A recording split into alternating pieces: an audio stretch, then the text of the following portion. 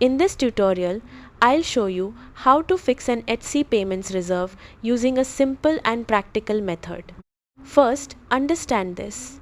A payments reserve means Etsy is temporarily holding part of your earnings due to risk signals like new shop activity, late shipping, or customer issues. It's not permanent and can be improved over time. Now, if you want to reduce or remove an Etsy payments reserve, here's what to do.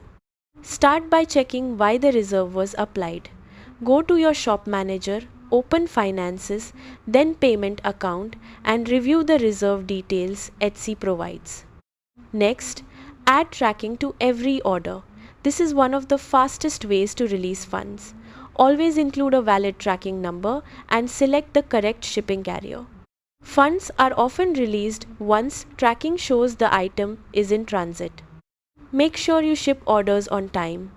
Late shipments increase risk, so stick to your processing times, dispatch orders before the deadline, and mark them as shipped correctly. Improve your customer service. Reply to messages quickly, resolve issues politely, and avoid unnecessary cancellations or refunds. Positive buyer experience helps reduce reserve duration.